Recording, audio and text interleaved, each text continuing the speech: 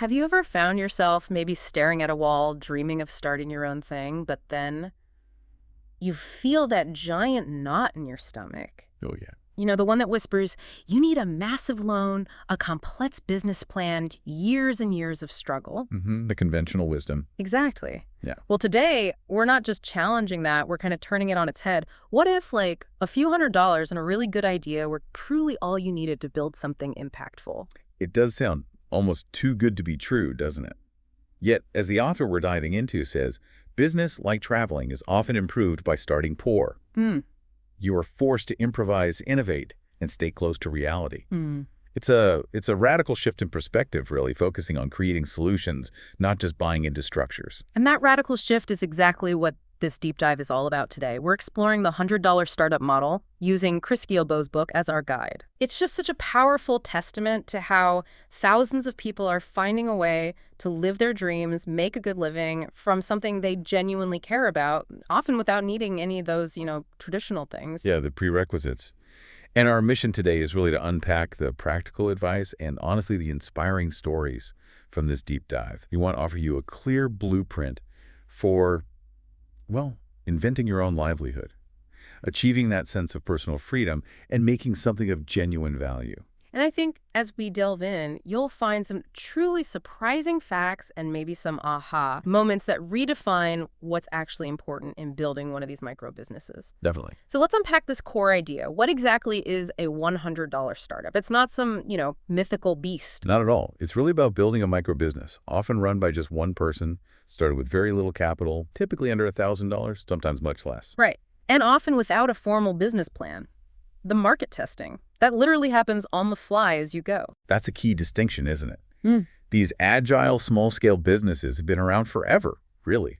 Think ancient merchants in Athens or Rome just directly selling their wares. Never thought of it that way. It's that same direct, nimble approach, just, supercharged with modern tools.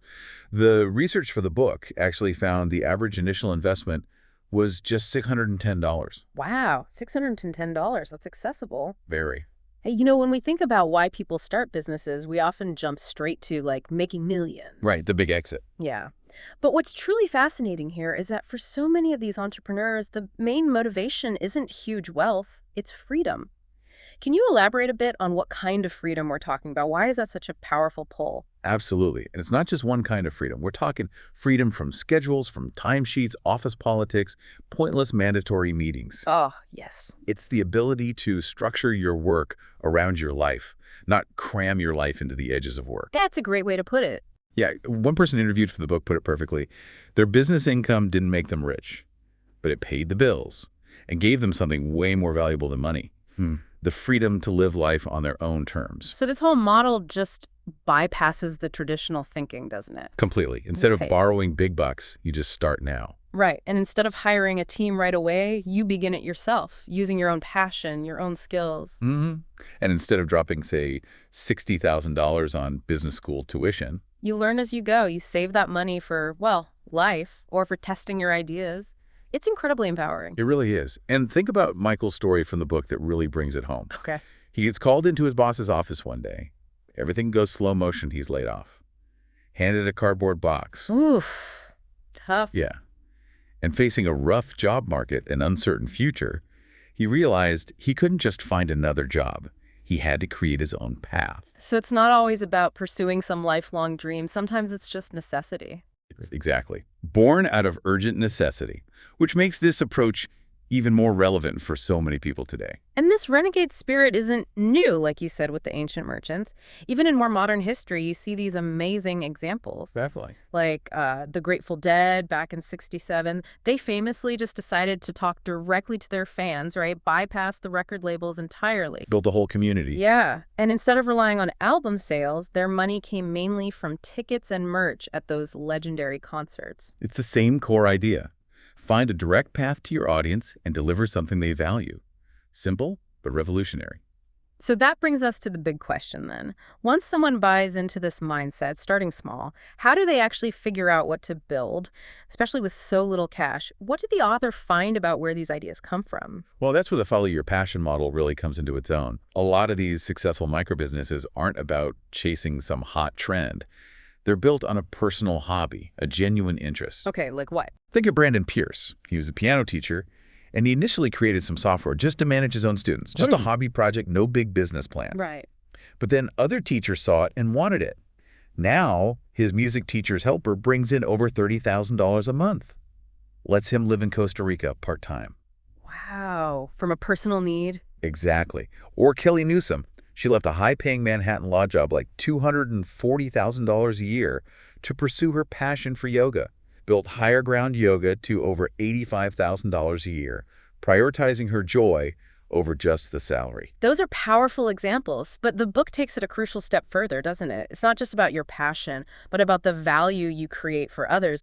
Why is that distinction so critical? What do most people get wrong there? Oh, that distinction is absolutely foundational. It's huge. Most people, when they start something, they focus on features, what their product is. Yeah, the specs. Right.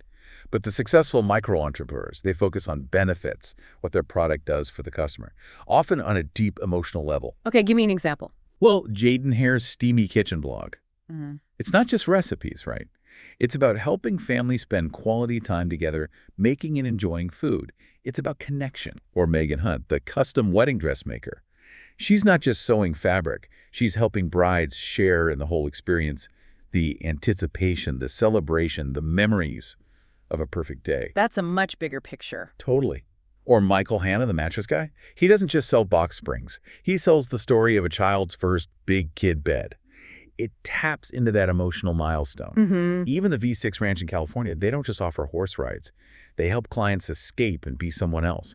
They're basically selling happiness and adventure. It's all about tapping into that deeper emotional need or desire. Exactly. And this leads to what the book calls the new demographics. We're often taught, segment customers by age, gender, income. The old way. Yeah. But the book argues that's kind of outdated now. How does this new demographics idea help entrepreneurs find their ideal customer? This shift is incredibly insightful, I think. Instead of those traditional boxes, customers are defined by shared interests, passions, skills, belief, values, things they care about. Okay. So take Kinetic Coffee Company, a micro roaster.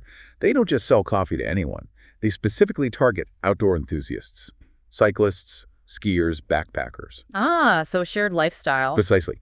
By focusing on that shared passion, they immediately stand out in a really crowded market. They speak directly to their ideal customer. And you can adjust this, right, if your first idea isn't quite hitting. Oh, absolutely. Yeah. Pivoting is key. Yeah. There's the case of Chris Murray. She initially offered marketing services to general small businesses, but she shifted her focus to multi-location center owners, people who could afford more and saw higher value. And that worked? Dramatically. Her income jumped to over $20,000 a month just by finding a more targeted, high-value customer segment within her skill set. So, okay. You've found your sweet spot. You know who your customer is based on these shared values. How do you actually get people to buy? The book talks about crafting an offer you can't refuse. What's the secret sauce there? How do you make a pitch so compelling? The secret really lies in understanding perceived value. How much value does the customer feel they're getting compared to the cost? Mm-hmm. A great example is Scott McMurran and Gary Blakely's Alaska Tour Saver coupon books. They price them at $99.95. But inside, deals worth hundreds, sometimes thousands of dollars, like 2-for-1 helicopter flights, expensive hotel nights. So the pitch is brilliant. Buy this book, use just one coupon maybe for that helicopter ride, and you've already gotten your money back. Everything else over 100 other deals, pure bonus. Yeah, that's pretty irresistible if you're actually going to Alaska. Right. The perceived value massively outweighs the cost. It highlights a really crucial point the book makes. People often say they want one thing, like more legroom on a plane. But they book the cheapest flight. Exactly. A really good offer gives people what they actually want and are willing to pay for, maybe not just what they say they want. Precisely. And these compelling offers, they often create this illusion that buying is like an invitation, not a hard sell. How so? Well, think about social shopping services like Groupon. Especially when they started, it felt like you were being invited into a special deal, this exclusive thing, rather than being pressured. It changes the dynamic. Yeah, that makes sense. And creating urgency, that's another powerful tool in this kit, right? Oh, absolutely. Yep. Jonathan Pincus, the yoga studio owner, he Yeah. created a limited time offer, unlimited classes, for $180. That was basically 4 months for the price of about 45 days. Okay. But the key was the urgency. The sooner you signed up, the more value you got. He saw a huge spike in signups during September, which is usually a slow month. And then he converted many of them to regular monthly plans later. Smart. Very smart. Creating that reason to buy now. This brings up a big question, though, one that stumps a lot of people. Pricing. How do you price your product or service effectively, especially when you're starting small? The core principle the book hammers home is price based on the benefit you provide, not just the cost of making it or the hours you put in. Value-based pricing. Exactly. Gary Leff, the frequent flyer consultant we mentioned, he charges a flat $250 to book complex award travel. It might take him 2 minutes, it might take him 2 hours. Doesn't matter. Clients pay for the outcome, the value getting those tricky flights booked without the headache. It's a total shift from charging by the hour or cost plus. And it's incredibly smart, the book suggests, to offer a range of prices. Yes. Providing, say, good, better, best versions of something. It shifts the customer's question from if they'll buy to which one they'll buy. Right. And the data shows offering a price range can seriously boost your total income and income per sale compared to just having one price point. Absolutely. Another really powerful strategy for making the business sustainable is finding ways to get paid more than once. Recurring revenue. Brandon Pierce's Music Teacher's Helper software that $30 a month comes because customers commit to monthly subscriptions. It builds predictability. Okay. Or look at Brian Clark's Studio Press. They sell WordPress themes, mostly one-time purchases. But his real strategy is to convert those buyers into customers for more lucrative recurring services later on. So he's thinking long term. Exactly. He focuses on share of the customer, not just market share. Treats every customer like gold to build that long-term relationship. And this is where things like upsells and cross-sells come in, isn't it? Like when Amazon shows you related items. Precisely. Those can significantly increase your average sale value, and often customers are genuinely happy for the suggestion if it provides real additional value. It's about continuing to serve them. Okay, so you've got a great offer, you know how to price it, maybe even get recurring revenue. Now, how do you get the word out effectively without a giant marketing budget? This is where the art of hustling comes in. The book defines hustling as this ideal mix of work and talk fused together. What does that actually mean for someone running a micro-business? It means you're not just making something great in isolation. You're making it, and you're authentically telling people about it, connecting with people. So it's not being a charlatan, all talk, no substance. Right. Or martyr, all work, but too shy or unwilling to promote it. A hustler does both, creates and connects. And a big part of that connecting is strategic giving. Yes, and the key word there is strategic, but also genuine. It's about being truly helpful to others in your network or community without expecting an immediate quid pro quo. Like Megan Hunt, the dressmaker. Exactly. Or Nine Clouds, the media consultants mentioned. They focus on providing value, helping others succeed. And that goodwill, that connection, it naturally leads to business growth over time. It builds trust. It feels so counterintuitive to traditional hard sell tactics, but it works. It really does. And the author shared this fascinating experiment he did. Oh. He spent $10,000 on paid online ads for his travel service. Got 78 new customers, about $7,020 in value from them. Okay, not bad. Okay. Then he spent just 10 hours hustling things, like writing guest posts for relevant blogs, setting up simple joint ventures, reaching out to journalists he knew. And the result? That 10 hours of hustling brought in 84 new customers, worth about $7,560. Wow. So less time, more customers, more value.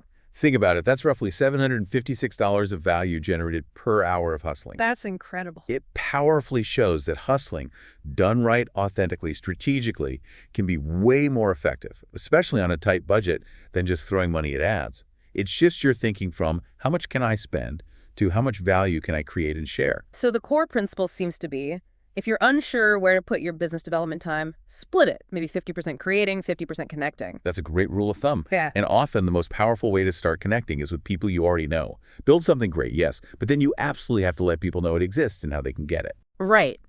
The book even offers that handy one-page promotion plan with daily, weekly, monthly reminders to keep you consistently promoting without feeling totally overwhelmed. Yeah, little actionable steps. Okay, so your micro business is up and running, maybe you're hustling effectively. How do you keep it going? How do you sustain it, help it grow? Well, a core principle from the source material sounds almost too simple, but it's often overlooked. The ultimate goal of business is profit. Right, not just revenue, but profit. Exactly.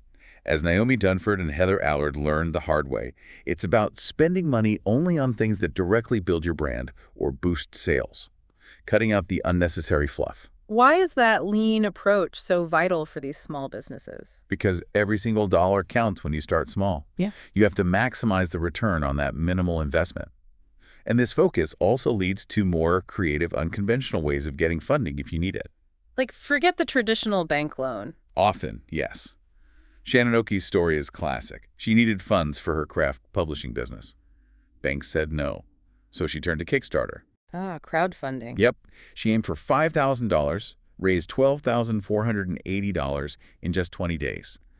And the best part, she sent lollipops wrapped in printouts of her Kickstarter success page to the bank manager who denied her loan. Huh. That is brilliant. A total mic drop moment. Isn't it? It's about leveraging community and creativity, not just relying on traditional gatekeepers. And then there's this idea of franchising yourself. Sounds a bit corporate, but for a solo entrepreneur, what does that actually mean? It means finding ways for one person, you to effectively be in more than one place or serve more people at the same time. Leverage. Okay. How? Look at Natalie Lussier. She started as the raw foods witch, building a solid 60,000-year business. But she also had programming skills. Right. So she leveraged those skills to create a separate tech consulting business under her own name. This let her put the raw foods witch business mostly on autopilot, running systems, while still generating income from both ventures. So it's about creating systems, scalable assets maybe, like an online course or smart delegation. Exactly. Which brings us right to the outsourcing dilemma. It's a big strategic choice for micro-entrepreneurs. Yeah. Do you hire help or keep it all yourself? Mm-hmm. Pros and cons, I imagine. Definitely.